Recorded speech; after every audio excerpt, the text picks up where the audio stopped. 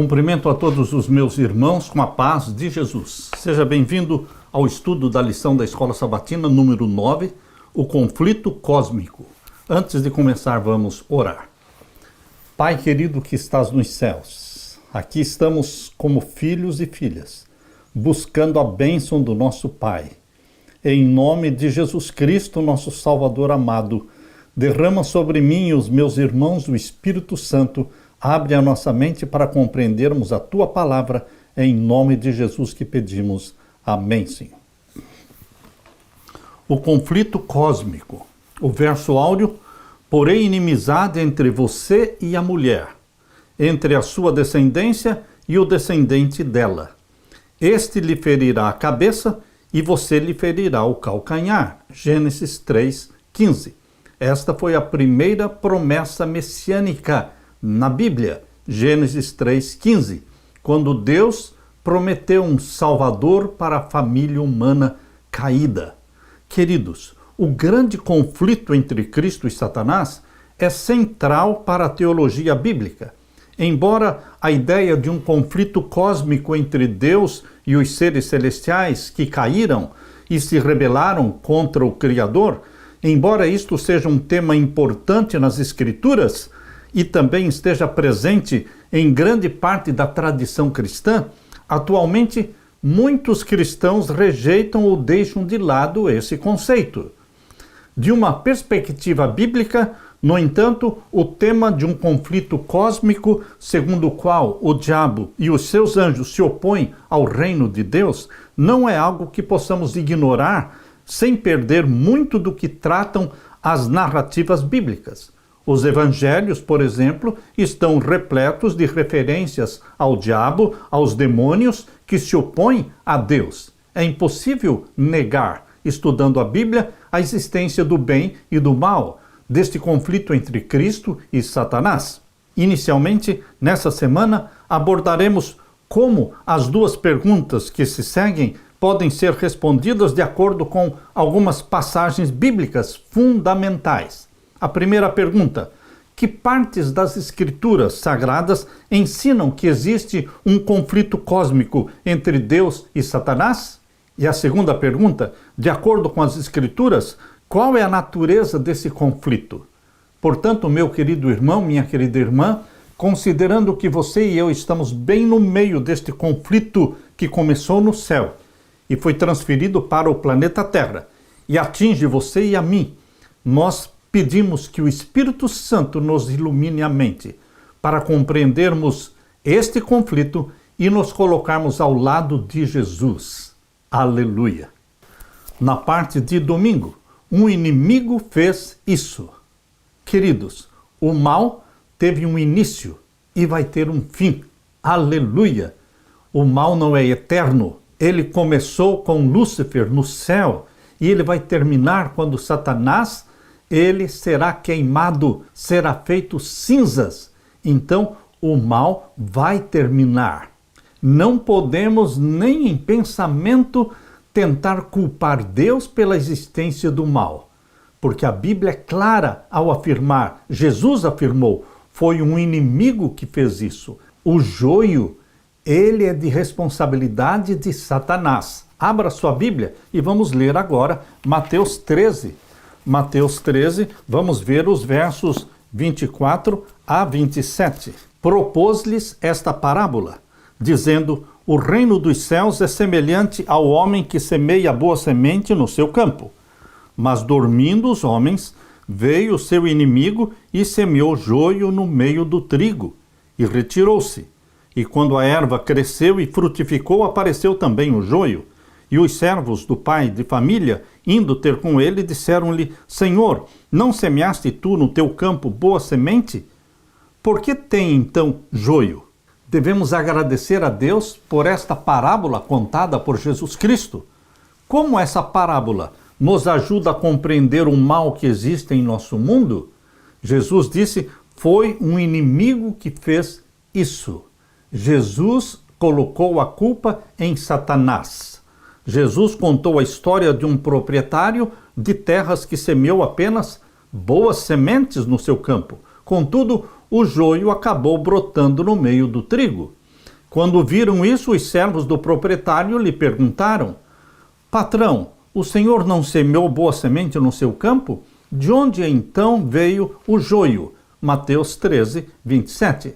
Essa pergunta é parecida com a que muitos têm feito hoje em dia sobre o problema do mal. Se tudo o que Deus criou era bom, por que existe o mal? Você já não fez esta pergunta? Eu já ouvi várias pessoas perguntando: se Deus é bom, se Deus é amor, por que existe tanto sofrimento, tanta desgraça no mundo? Esta é a prova de que existe o bem e o mal. Nós lemos também no capítulo 13 de Mateus, agora os versos 28 a 30. E ele lhes disse: um inimigo é quem fez isso. E os servos lhe disseram: queres, pois, que vamos arrancá-lo? Porém ele lhes disse: não, para que ao colher o joio não arranqueis também o trigo com ele.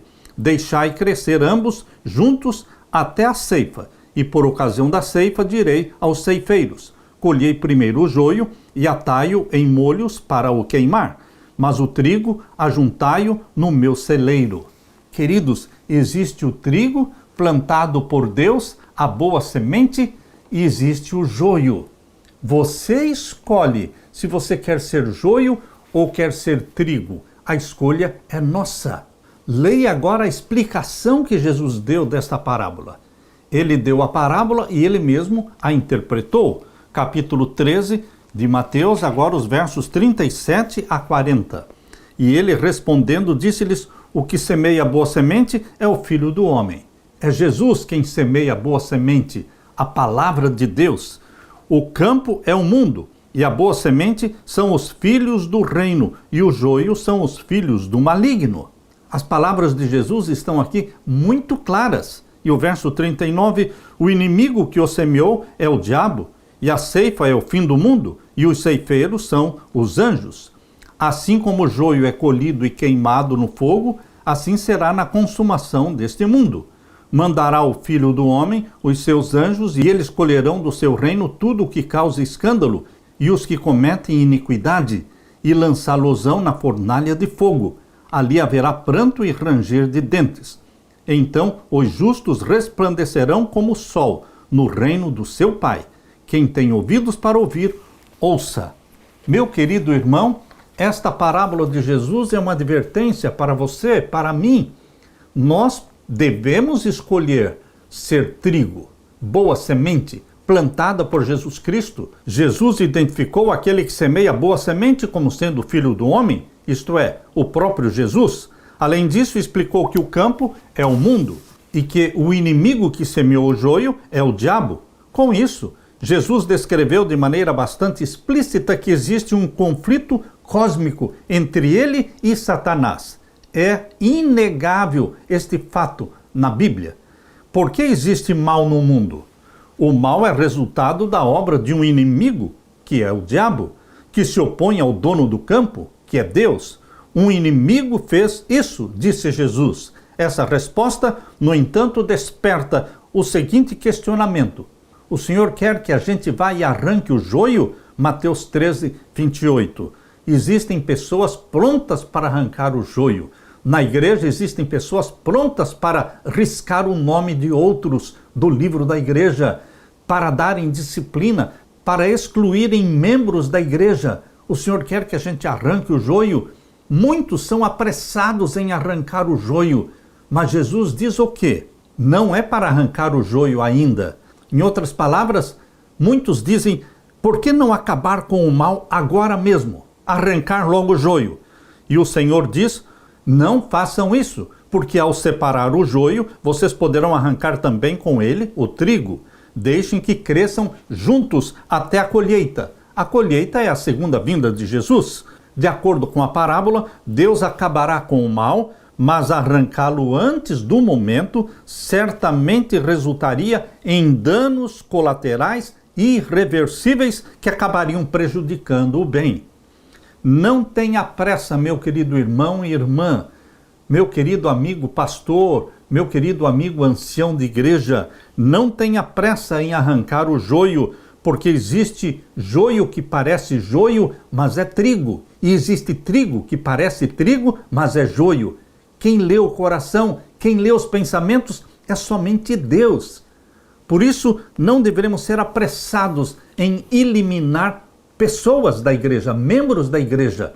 É tão difícil conquistar uma alma para Cristo e facilmente as pessoas riscam esta pessoa da igreja e a excluem.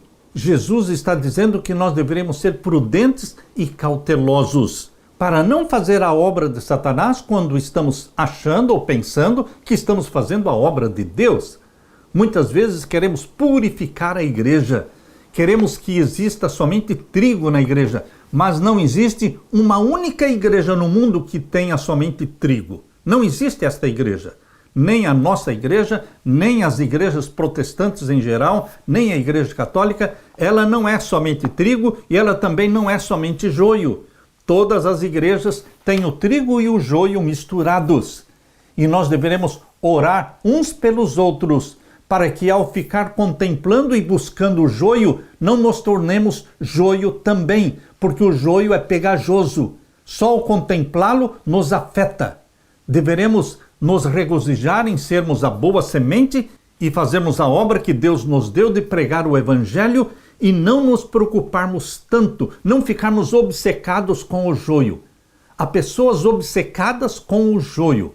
A vida delas é criticar a igreja, é apontar para o joio, é colocar o foco no joio e elas se tornam joio também, porque o joio é pegajoso, contamina aquele que o contempla. Oremos uns pelos outros, porque todos nós podemos ser trigo ou joio, segundo a decisão que nós fizermos. Nós sabemos que Jesus Cristo, desde o início, quando ele fez o chamado para os seus discípulos, ele sabia que Judas era um joio. Ele conhecia a vida errada de Judas. Ele sabia que Judas era o traidor, mas Jesus Cristo não o excluiu. Jesus Cristo deixou que o tempo amadurecesse a semente do joio, até que chegou o momento em que todos os discípulos entenderam que Judas era joio. Queridos, Jesus Cristo tolerou Judas. Deus no céu tolerou Lúcifer por muito tempo, até que chegou o momento em que ele se rebelou e ele então foi expulso do céu. Mas este foi um processo que demorou muito tempo. Deus é misericordioso. Deus trabalha mesmo com aquelas pessoas que são joio dentro da igreja, porque Deus quer converter estas pessoas. Deus quer reconciliá-las consigo. Deus quer salvar. Satanás quer levar todos para a perdição. E a marca registrada dos filhos de Deus, do trigo dentro da igreja, a marca registrada é o amor, é a bondade, a amabilidade, desejo de salvar, desejo de perdoar, desejo de reconciliar. Que o Espírito Santo seja derramado sobre você e sobre mim, meu irmão, para que sejamos trigo, boa semente plantada por Jesus Cristo, regada pela chuva do Espírito Santo e que produzamos frutos para a honra e glória de Deus. Aleluia! Na parte de segunda-feira, a origem do conflito na terra. Quando o conflito começou na terra, quando Adão e Eva pecaram, nós precisamos entender que este conflito já tinha acontecido no céu. O pecado surgiu no céu e depois foi transferido para a terra. A parábola do joio explica por que existem sementes ruins no campo se o proprietário plantou apenas sementes boas. Essa pergunta está ligada a outra pergunta. Se tudo que Deus criou era bom, como o mal surgiu em nosso mundo? Abra sua Bíblia e vamos ler então Gênesis capítulo 1. Gênesis capítulo 1, nós vemos o verso 31. Leia comigo. No final da semana da criação, aqui diz em Gênesis 1:31, e viu Deus tudo quanto tinha feito, e eis que era muito bom. E foi a tarde e a manhã, o dia sexto. No final do sexto dia, Deus disse, eis que tudo era muito bom. Por que essa avaliação é importante? Porque Deus criou somente o que é bom. Deus não criou o mal. Em Gênesis 1, não existe nenhum indício do mal na criação da terra. Como então o mal surgiu na experiência humana? Lemos em Gênesis capítulo 3. Gênesis capítulo 3, 1 a 7. Ora, a serpente era a mais astuta de todas as alimárias do campo que o Senhor Deus tinha feito.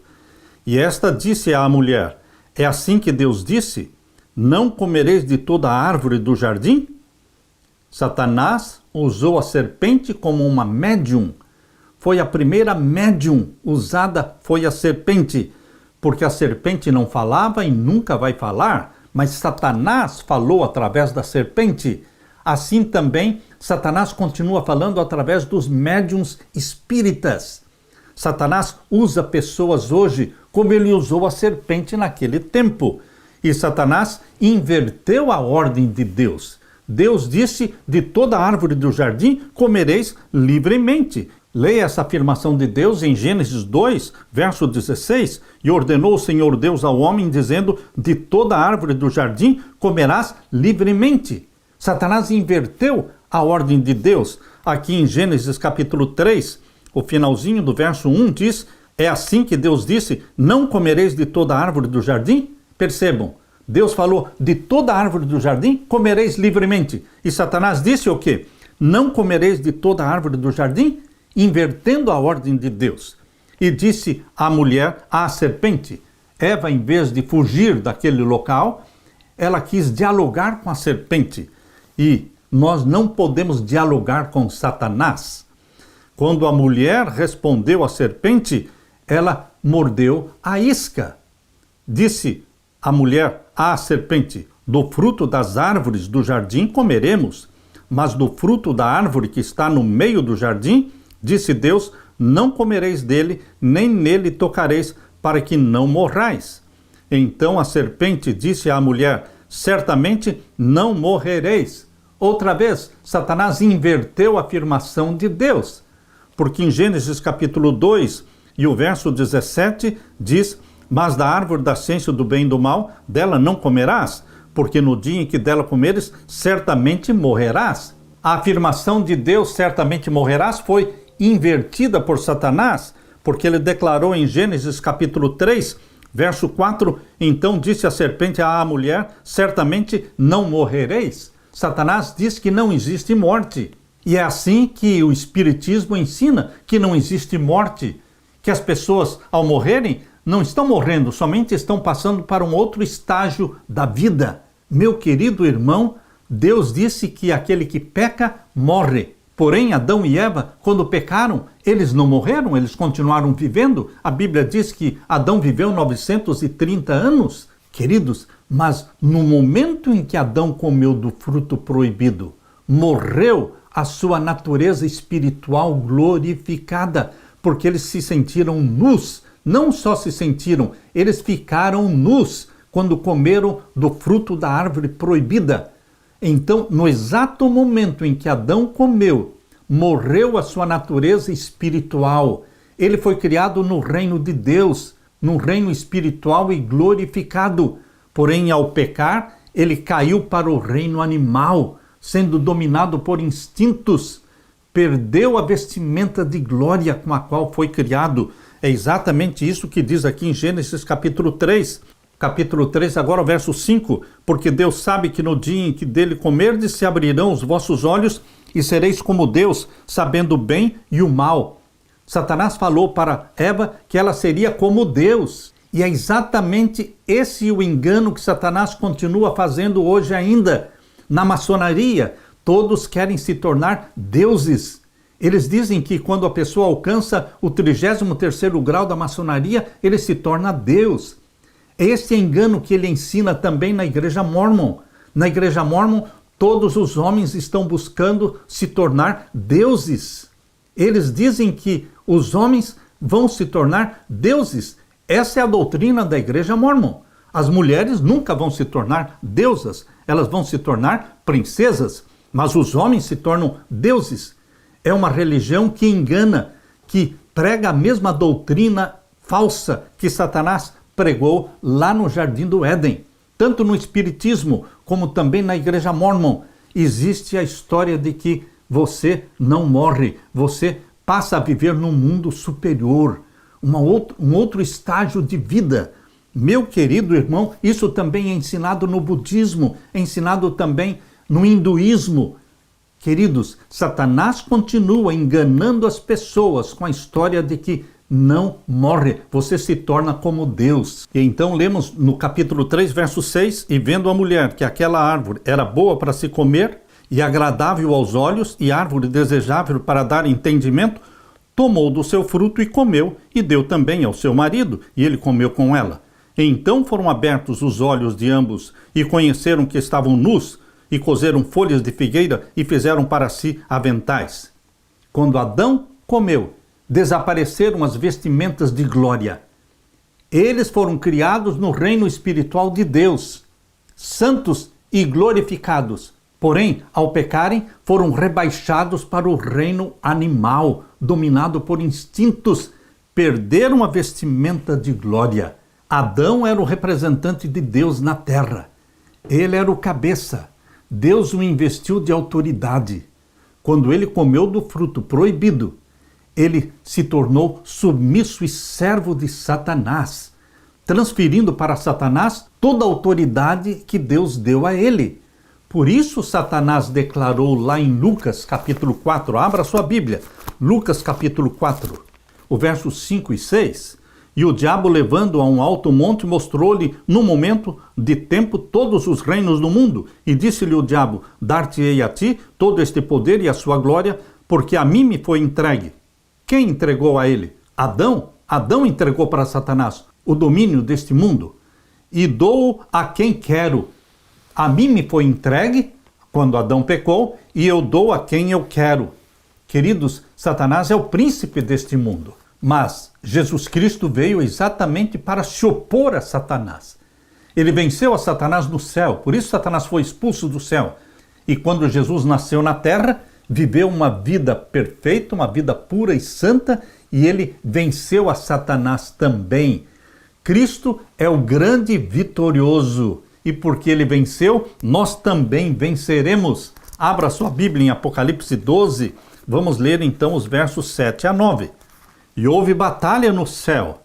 Miguel é um nome de guerra de Jesus Cristo. Miguel e os seus anjos batalhavam contra o dragão, e batalhava o dragão e os seus anjos, mas não prevaleceram, nem mais o seu lugar se achou nos céus. E foi precipitado o grande dragão, antiga serpente, chamado o Diabo e Satanás, que engana todo mundo. Ele foi precipitado na terra e os seus anjos foram lançados com ele. Quando Satanás foi lançado do céu para a terra era sem forma e vazia, exatamente como está em Gênesis capítulo 1 e o verso 2. Lemos aqui, e a terra era sem forma e vazia. Já existia o planeta, mas era sem forma e vazio, e Satanás foi lançado do céu para a terra, antes de Deus criar Adão e Eva, antes de Deus dar forma e beleza à terra.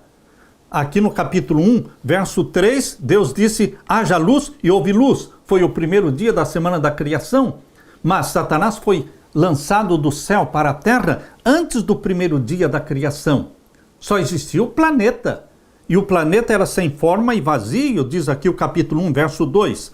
E a terra era sem forma e vazia, e havia trevas sobre a face do abismo.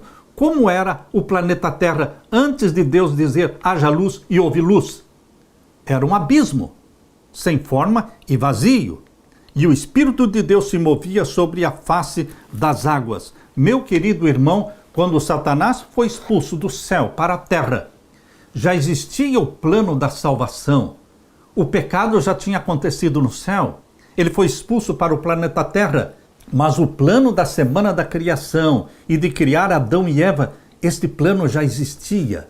Deus criou a família humana para ser uma solução para o problema do pecado que começou no céu, mas não foi resolvido no céu. O problema do pecado está sendo resolvido aqui, na família humana. É aqui que Jesus se tornou homem, Deus o Filho, Criador do homem. Ele se tornou homem, viveu entre nós, se uniu a você e a mim por laços eternos. Eternamente ele será homem, Deus homem, 100% Deus, 100% homem. E aqui foi resolvido o problema do pecado. Por quê? Deus foi revelado através de Jesus Cristo como um Deus de amor, de misericórdia, de bondade. E você e eu, filhos e filhas de Deus, que vivemos em submissão a Jesus Cristo, santificados pelo Espírito Santo, o Espírito Santo habitando em você e em mim. Nós somos templos do Espírito Santo, nós somos obedientes a Deus por amor a Ele. Então, nós estamos refutando em nossa vida, estamos refutando as acusações que Satanás fez contra Deus, o nosso Pai. Bendito seja Deus pelo privilégio de ser usado por Deus para reivindicar a justiça e a santidade de Deus e da sua santa lei. A serpente, identificada como o próprio diabo, levanta mentiras sobre o caráter de Deus. Em Gênesis 3,15, nós lemos a primeira promessa messiânica que existe na Bíblia. A declaração de Deus à serpente de que o descendente da mulher é Jesus, que ele esmagaria a cabeça da serpente. Muitas vezes isso é mencionado como sendo a primeira proclamação do Evangelho. Exatamente, é a primeira proclamação do Evangelho feito nas Escrituras, e com essa promessa é reforçada a realidade do conflito que existe entre o bem e o mal, porque Deus disse: porém inimizade entre ti e a mulher, ou seja, a mulher representa a igreja de Deus, e a semente da mulher é Jesus Cristo, o Salvador do mundo. Queridos, Deus colocou inimizade entre os filhos dos homens e os filhos de Deus. Não podem dois andarem juntos se não estiverem de acordo. Os filhos dos homens estão de acordo com Satanás. Nós, os filhos de Deus, vivemos de acordo com a vontade de Deus. Somos gerados pelo Espírito Santo. O Espírito Santo implanta em você a mente santa de Jesus. E o nosso privilégio e a nossa alegria e deleite é obedecer a Deus. A minha meditação de dia e de noite é meditar na tua lei, ó Deus. Aleluia! Na parte de terça-feira, a origem do conflito no céu. Os capítulos 1 até o capítulo 3 de Gênesis são suficientes para mostrar que o mal existia antes da queda de Adão e Eva. Antes de Adão e Eva pecarem, já existia o mal. Qual é a prova bíblica aqui em Gênesis? A árvore da ciência do bem e do mal já estava no meio do jardim. Aqui diz claramente no capítulo 3, leia comigo, o capítulo 3 e o verso 3. Mas do fruto da árvore que está no meio do jardim, disse Deus, não comereis dele, nem nele tocareis, para que não morrais. Então, no meio do jardim do Éden, existiam duas árvores especiais. A árvore da vida, isso você pode ver aqui no capítulo 2 e no verso 9. E o Senhor Deus fez brotar da terra toda árvore agradável à vista e boa para a comida. E a árvore da vida no meio do jardim e a árvore da ciência do bem e do mal. Então, no meio do jardim estava a árvore da vida e também estava a árvore da ciência do bem e do mal. Meu querido irmão, o pecado já existia quando Adão e Eva foram criados, porque o pecado começou no céu e foi transferido para o planeta Terra. A astuta serpente mencionada aqui em Gênesis capítulo 3, ela acusou Deus de mentir, mas foi ela que mentiu. Mas a Bíblia nos dá algumas informações sobre a origem do mal. Não compreendemos completamente a origem do mal. Isto é o mistério da iniquidade. Mas nós temos algumas informações.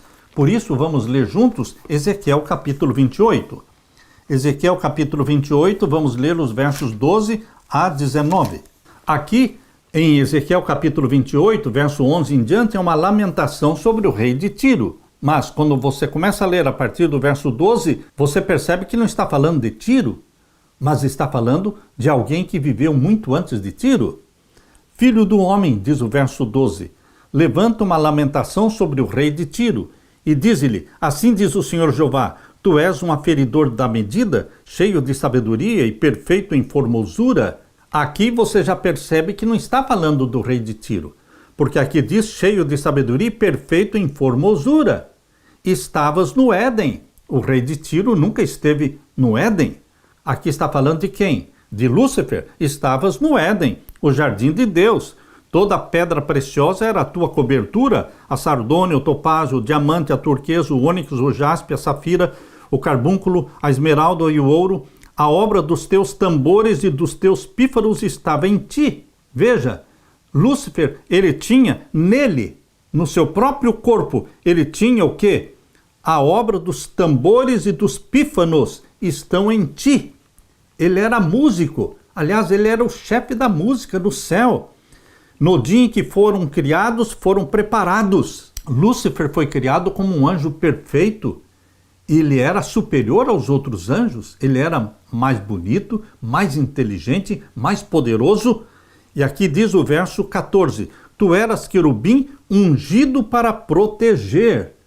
Querubim ungido para proteger. Ele era um querubim que estava na presença de Deus. Um querubim cobridor. Você se lembra que o tabernáculo terrestre construído por Moisés, no lugar santíssimo, existia a arca do concerto. E de um lado e de outro lado da arca do concerto existiam o quê? Anjos querubins, com asas estendidas sobre a arca do concerto. Eles eram anjos querubins protetores, guardadores. A arca do concerto representa o trono de Deus. Diante do trono de Deus existem 4 querubins. Isto está lá em Apocalipse, capítulo 4. 4 querubins ao redor do trono de Deus. E Lúcifer, quando foi criado, ele foi criado um anjo querubim perfeito. Perfeito. Tu eras querubim ungido para proteger, e te estabeleci no Monte Santo de Deus estavas, no meio das pedras afogueadas andavas. E o verso 15, perfeito eras nos teus caminhos. Ele foi criado perfeito.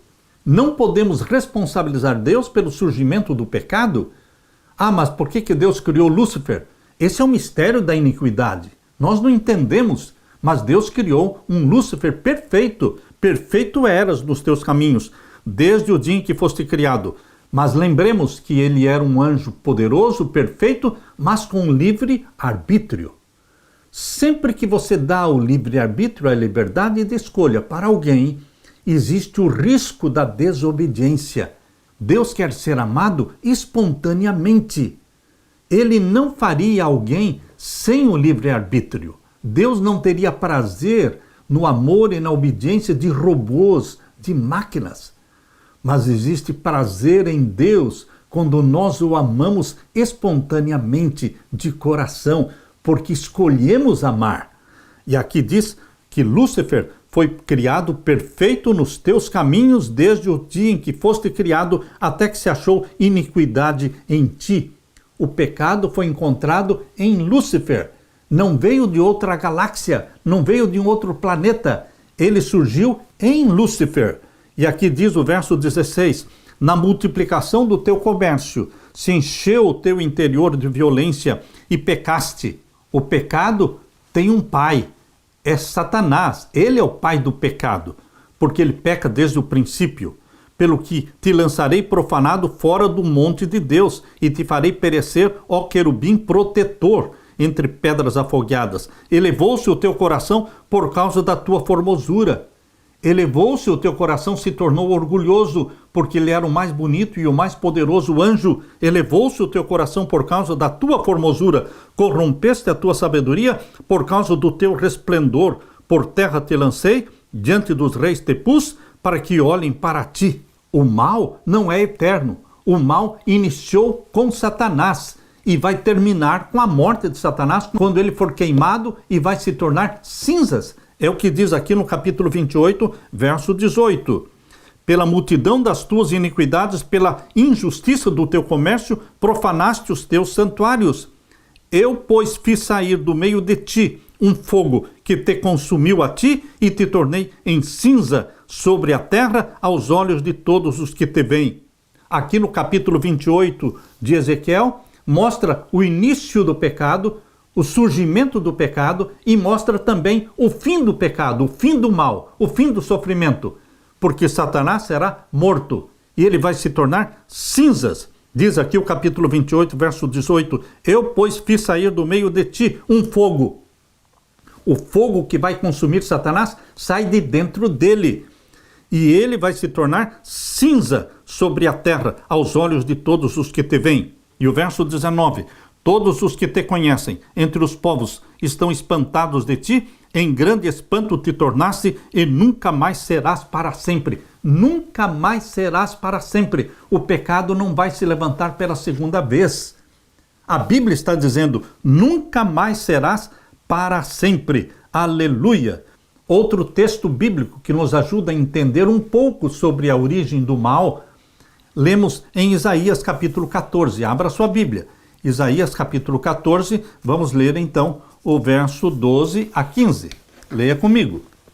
Como caíste do céu, ó estrela da manhã, filha da alva, como foste lançado por terra, tu que debilitavas as nações? Aqui nós temos Deus falando com Satanás. Como caíste do céu, ó estrela da manhã? Quando Deus o Filho estava aqui conversando com Satanás, chamou-o de estrela da manhã, filha da alva. É interessante, meu querido irmão, que em Apocalipse capítulo 22, abra sua Bíblia, Apocalipse capítulo 22 e o verso 16, Jesus diz assim, eu, Jesus, enviei o meu anjo para vos testificar estas coisas nas igrejas, eu sou a raiz e a geração de Davi, a resplandecente estrela da manhã. Jesus afirma, aqui em Apocalipse 22, 16, eu sou a verdadeira estrela da manhã. Ora, se Jesus é a resplandecente estrela da manhã, como é que Jesus estava perguntando para Satanás, dizendo, como caíste do céu, ó estrela da manhã, filha da alva?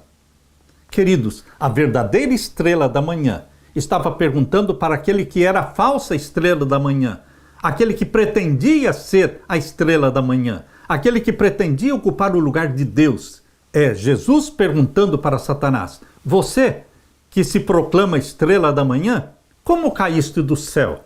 É assim que Jesus está perguntando para Satanás.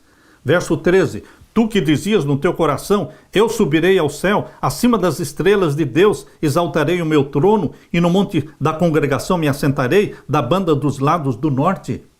Você que queria ser Deus, colocar o seu trono acima dos anjos e ser Deus, e se assentar da banda do lado do norte.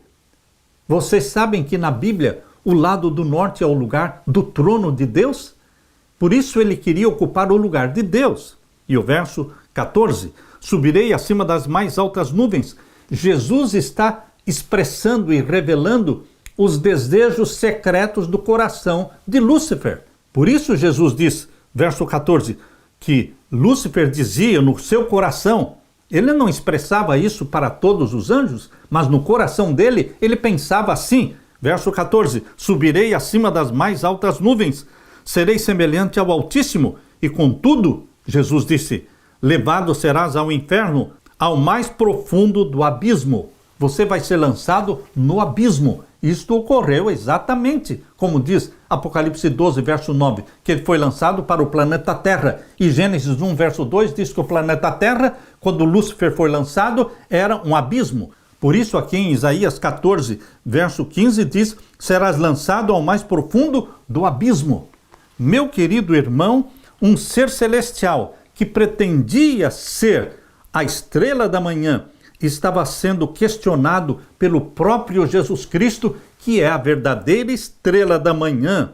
Quando lemos Ezequiel capítulo 28, Isaías capítulo 14, versos 12 em diante, nós percebemos que o pecado surgiu no céu, sim, mas o pecado não é de responsabilidade de Deus, porque surgiu no coração de um anjo que foi criado perfeito, porém ele tinha o livre-arbítrio, a liberdade de escolha. Lúcifer escolheu se levantar contra Deus e caluniar Deus. Jesus Cristo expulsou do céu e depois Jesus Cristo nasceu na terra para se opor a Satanás e mostrar o verdadeiro caráter do Deus Pai e o verdadeiro caráter de Satanás.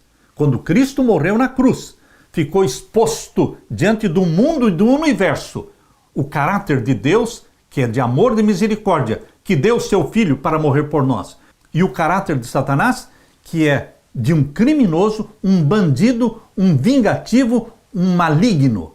Por isso que Jesus Cristo disse para Filipe, quem vê a mim, vê o Pai, porque ele veio para revelar o Pai e destruir aquela caricatura horrível que Satanás pintou do Deus Pai. Jesus Cristo mostrou que o Deus Pai é amor, é bondade, é graça.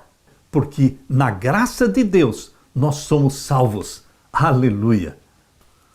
Na parte de quarta-feira, se você me adorar, Satanás foi ousado na tentação feita a Jesus Cristo. Se você me adorar, tudo isso, todos os reinos da terra, eu darei para você. Satanás queria ser adorado no céu, no lugar de Deus.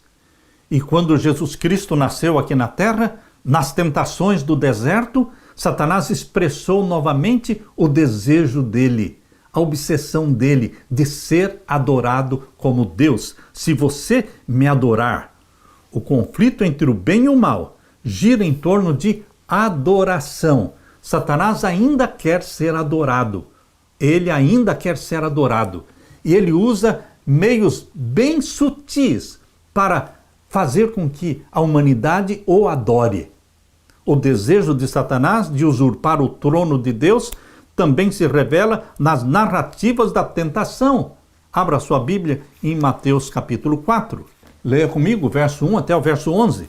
Então foi conduzido Jesus pelo Espírito ao deserto para ser tentado pelo diabo.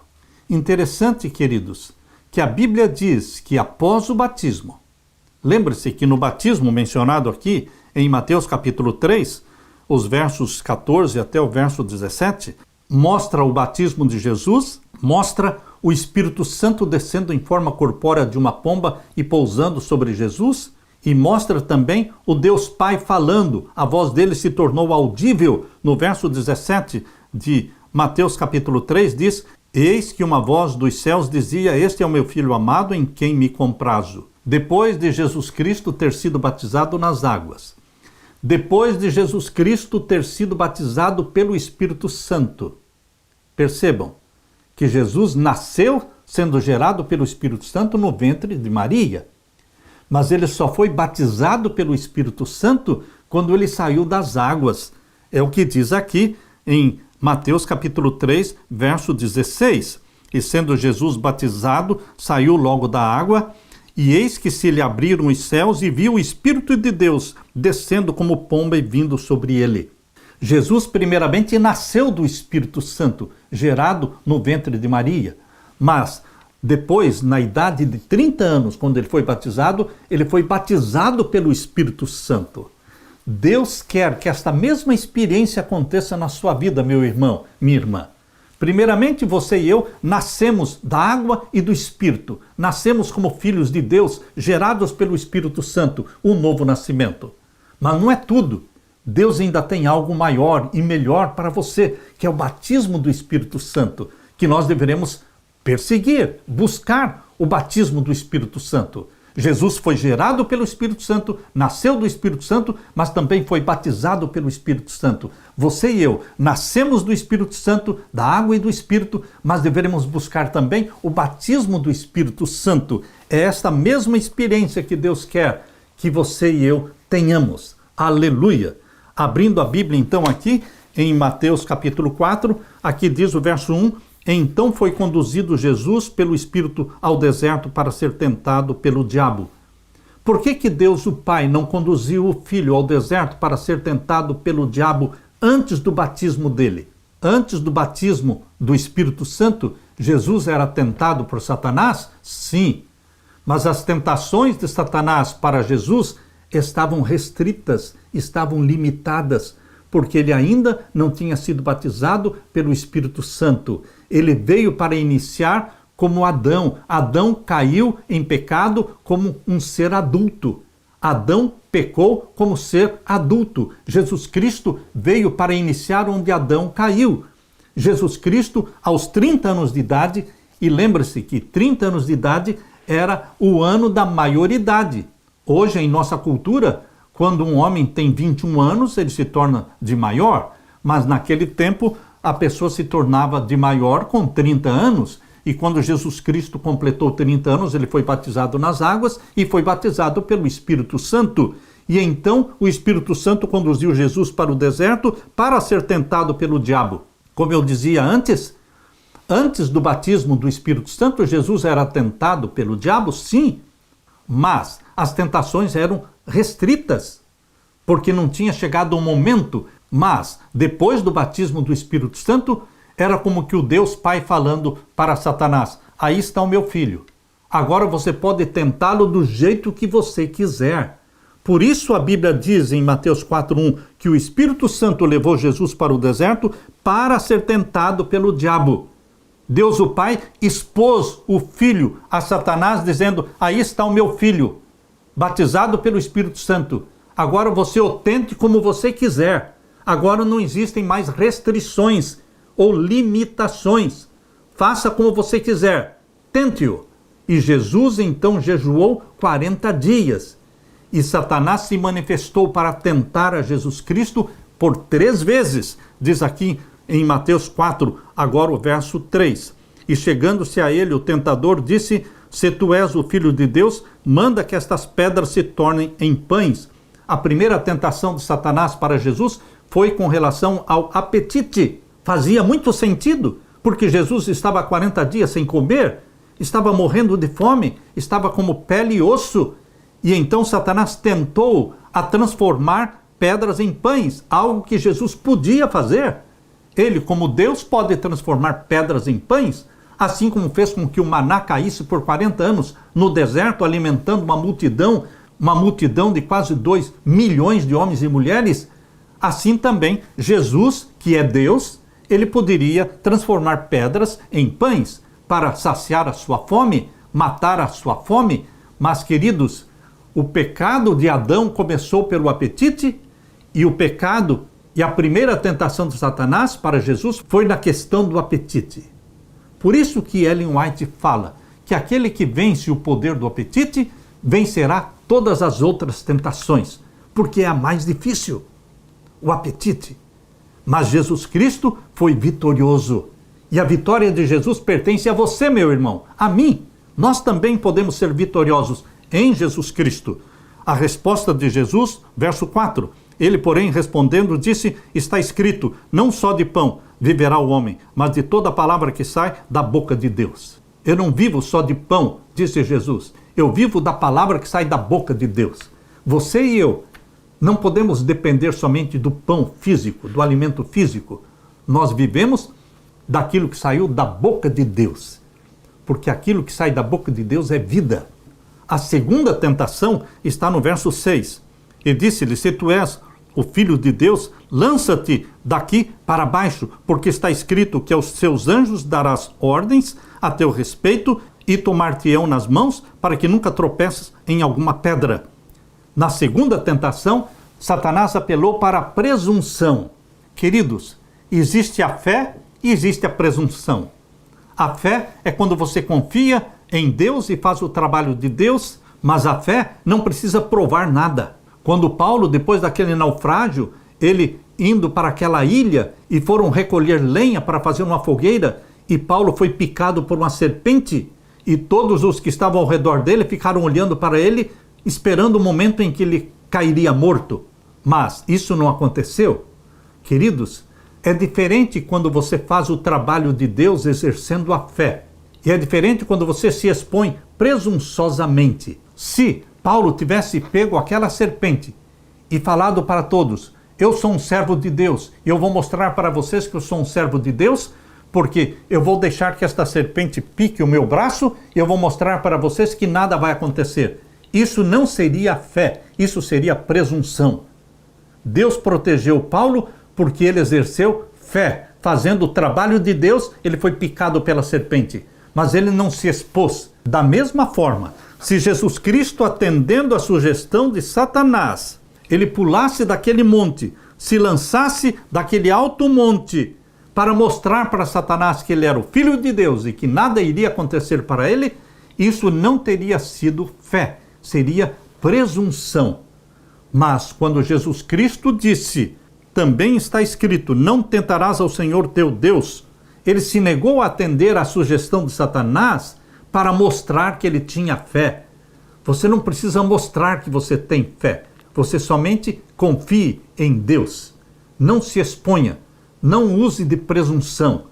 Como aquele homem que uma vez eu ouvi a história dele, que trabalhava num zoológico, e ele então pulou dentro da jaula do leão para mostrar para todos que nada iria acontecer para ele, assim como não aconteceu para Daniel.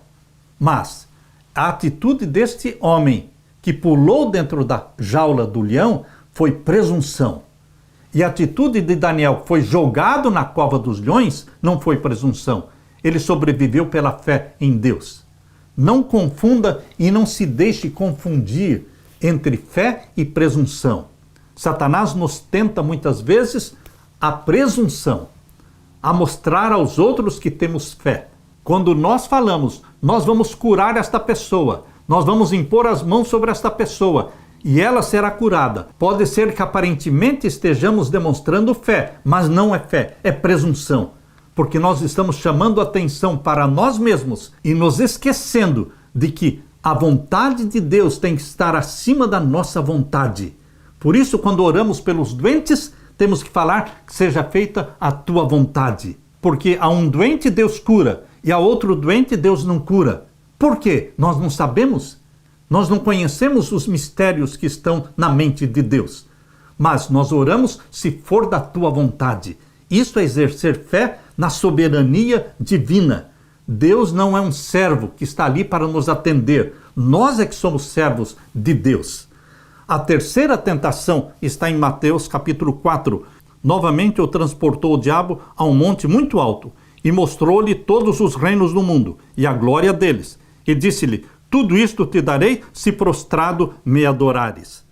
Agora a questão não era o apetite, não era a presunção, mas agora a questão era adoração.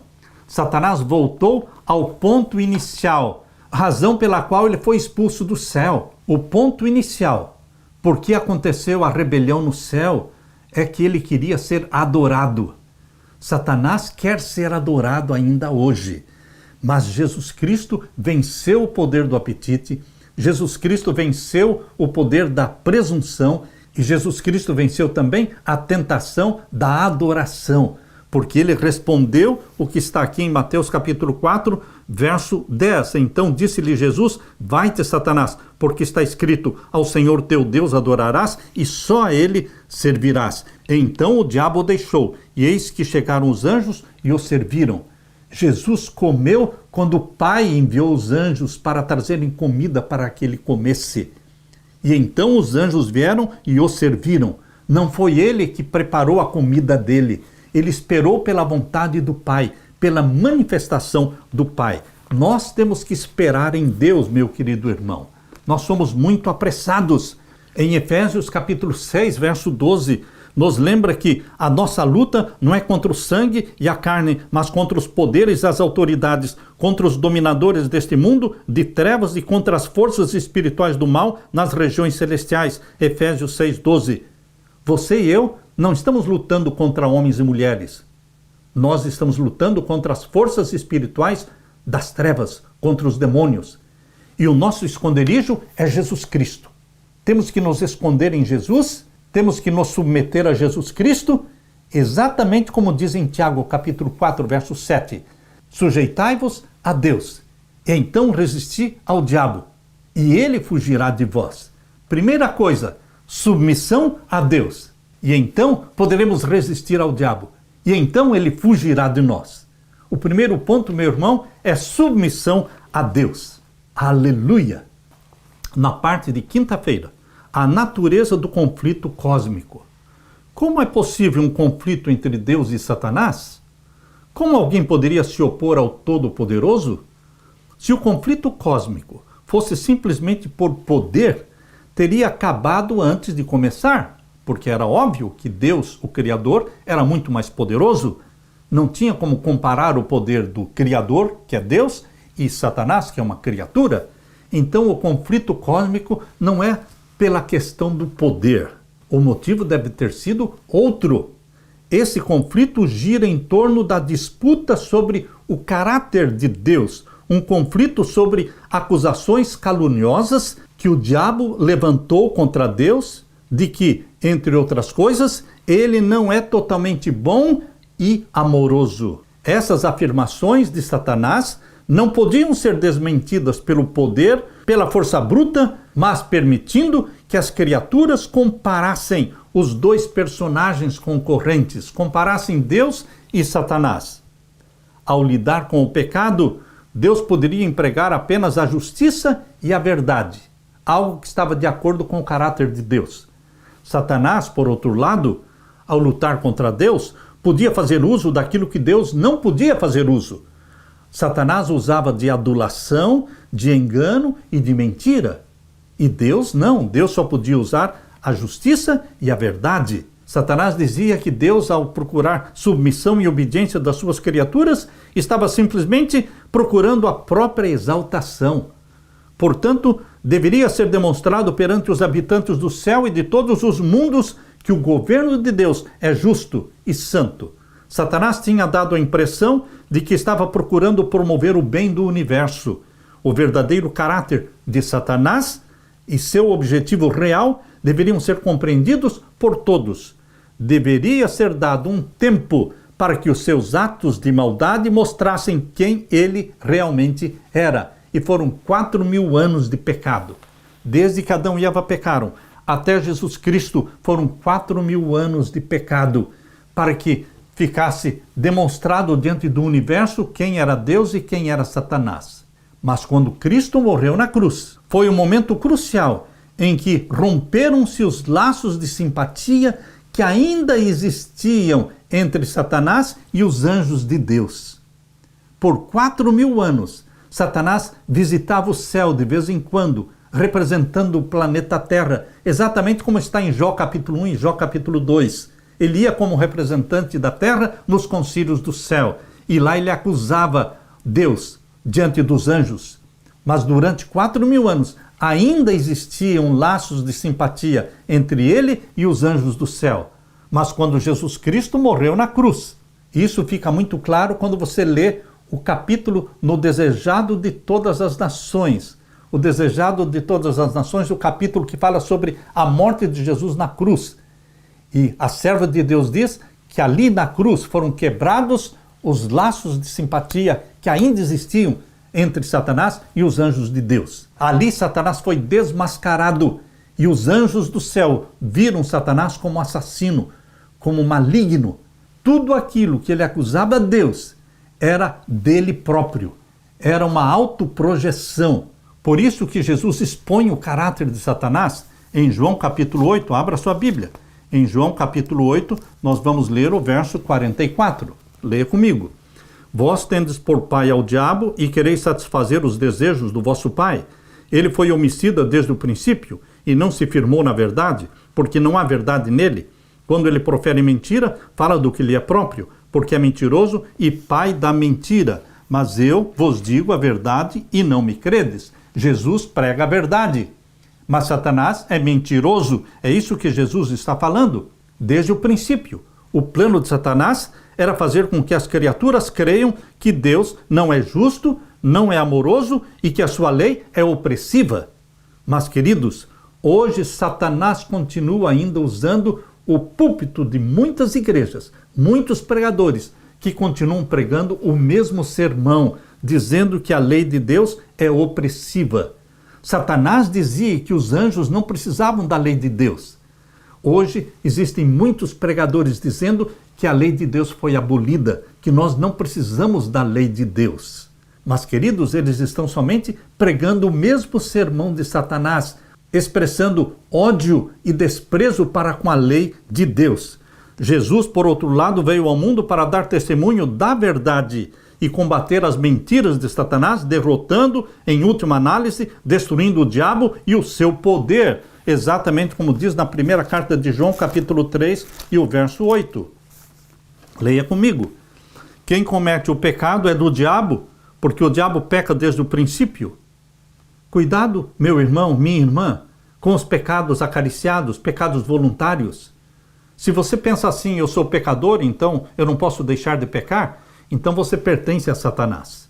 Porque Satanás é o pai do pecado. E aqui diz em 1 João 3,8, quem comete o pecado é do diabo.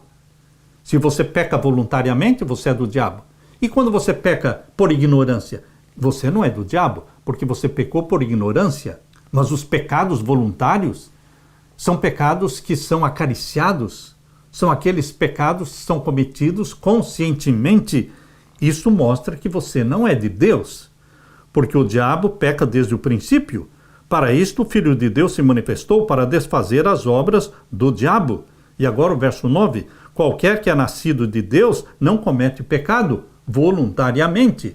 Obviamente, você e eu cometemos pecados e somos nascidos de Deus e cometemos pecados, pecados por ignorância, pecados não planejados.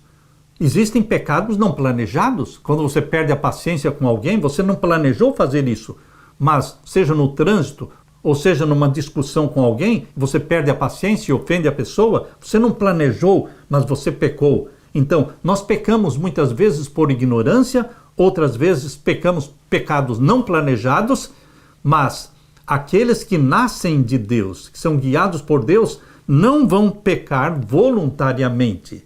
Se nós pecarmos voluntariamente e pedirmos perdão, Deus vai nos perdoar.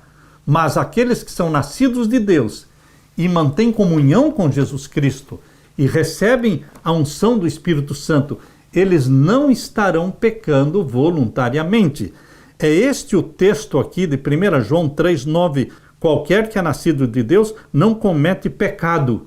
Que tipo de pecado? O pecado voluntário, o pecado consciente, porque a sua semente permanece nele e não pode pecar, porque é nascido de Deus. Nós deveremos ter cuidado, porque aqui na primeira carta de João, capítulo 1, verso 8, diz assim: se dissermos que não temos pecado, enganamo-nos a nós mesmos e não há verdade em nós.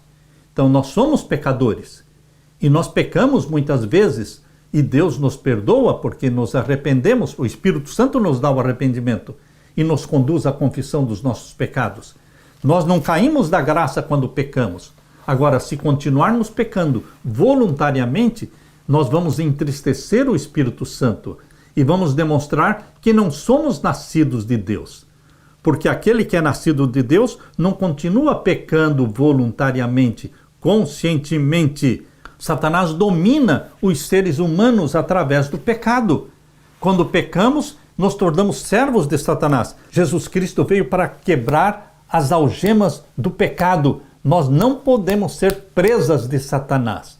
Cristo veio para nos libertar, mas Jesus Cristo quer não somente nos perdoar pelos pecados que já cometemos, Ele também quer batizar você com o Espírito Santo. Ele quer fortalecer você espiritualmente. Ele quer que você seja o templo do Espírito Santo, porque somente assim Deus vai nos libertar do poder do pecado. Que Deus encha a sua mente com esta alegria, com esta certeza, com esta esperança. Justificados, santificados e glorificados pela fé em Jesus Cristo. Aleluia, aleluia. Deixe-me orar com você. Pai querido que estás nos céus, obrigado porque em Jesus Cristo temos justificação, santificação e vamos ter também a glorificação. Derrama o Espírito Santo sobre mim e os meus irmãos, que o Espírito Santo viva em nós, pois é em nome de Jesus que pedimos. Amém, Senhor. Deixo com você, meu irmão, minha irmã, a paz de Jesus. Amém.